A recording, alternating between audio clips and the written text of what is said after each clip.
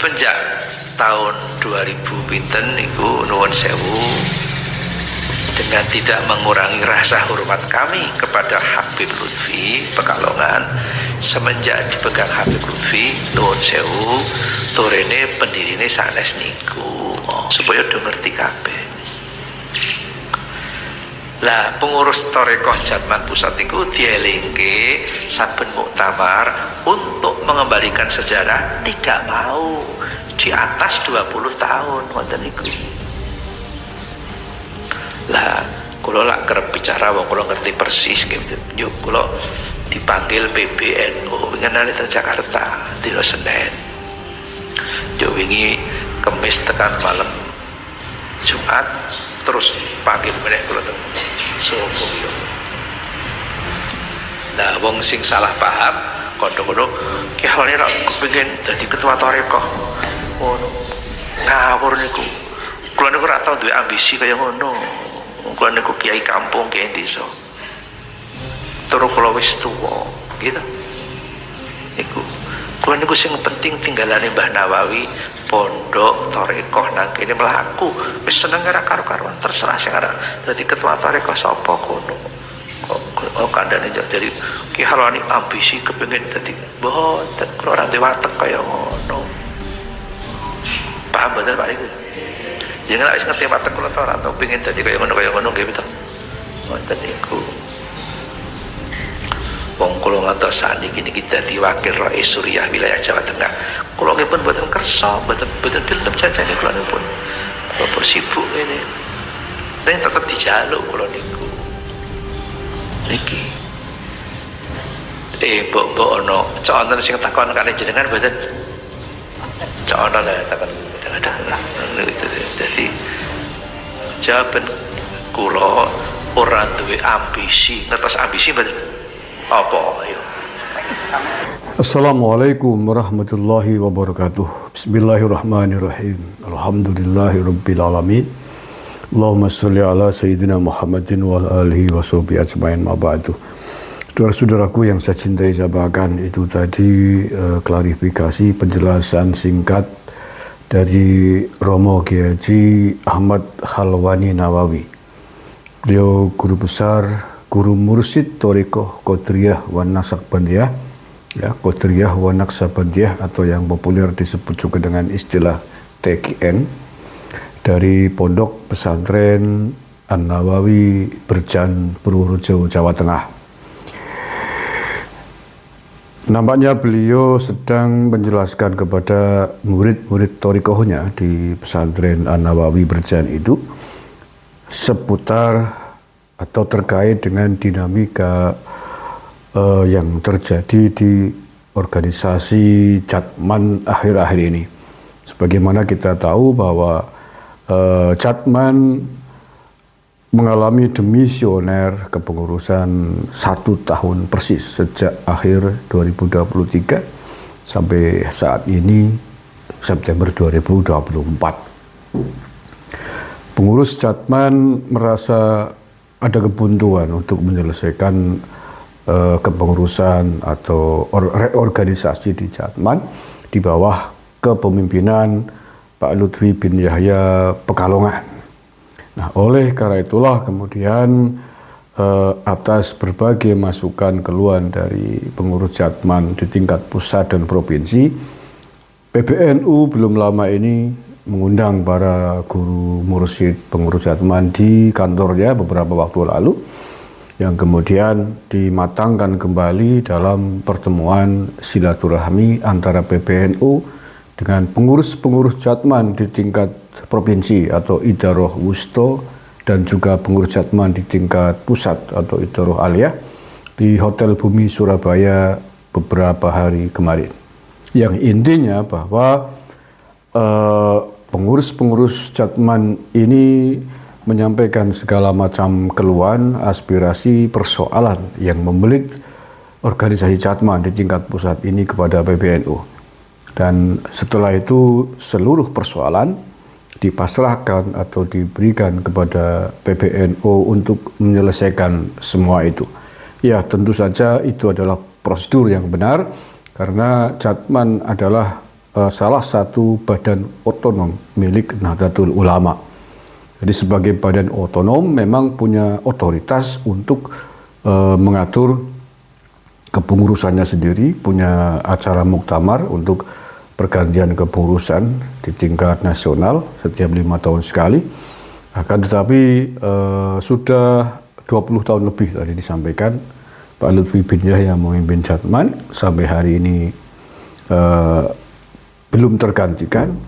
Tetapi pada saat momen yang seharusnya ganti pada tahun ini, setahun lebih tidak ada perkembangan kapan mau muktamar. Nah, untuk itu dalam kondisi demikian seluruh badan otonom, organisasi badan otonom di tubuh NU, salah satunya adalah Jatman, ya. Ada Muslimat itu juga Banom, ada Ansor itu juga Banem, Fatayat, Ibnu, PPNU semua adalah badan otonom. Ketika ada polemik semacam ini, maka memang larinya kemudian ke induknya atau ke orang tuanya, yakni pengurus besar Nahdlatul Ulama.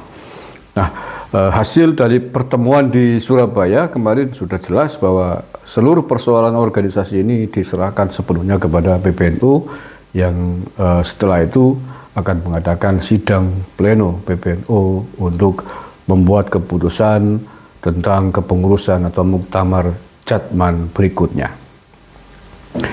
Artinya bahwa otoritas atau kewenangan Rois Am masa lalu, yakni Pak Lutfi bin Yahya, sudah tidak berlaku lagi karena sudah diserahkan kepada pengurus besar Nahdlatul Ulama. Satu itu.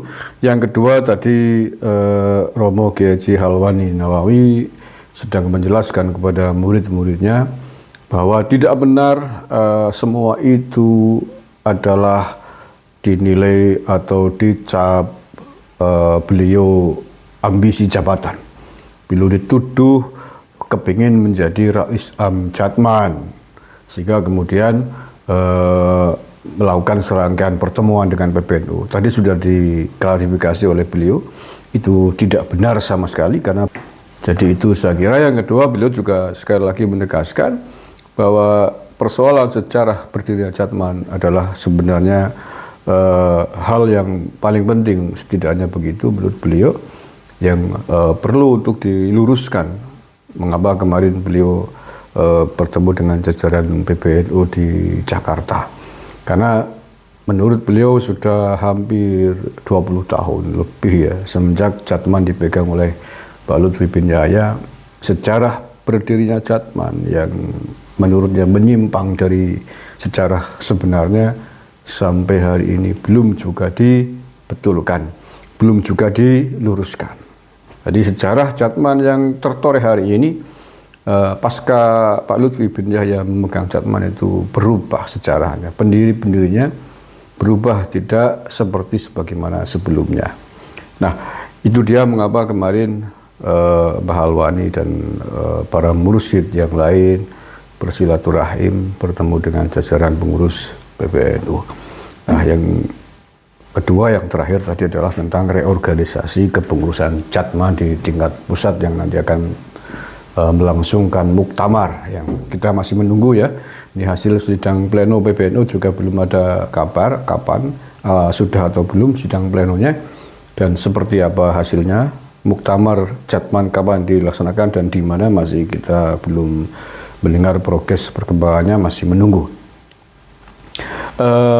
Kemudian jujur saja bahwa dari banyaknya suara aspirasi yang masuk dari banyak para mursyid thariqah kepengurusan Jatman, baik di tingkat provinsi ataupun cabang, pasca polemik ini memang semua, ya hampir semuanya lah suaranya menghendaki beliau, menghendaki Mbah Halwani ini, Romo Kiai Halwani, untuk menjadi Rois Am Jatman, karena dengan alasan bahwa beliaulah yang paling pantas, paling layak hari ini, dianggap begitu, untuk menduduki jabatan Rois Am Jatman. Selain tentang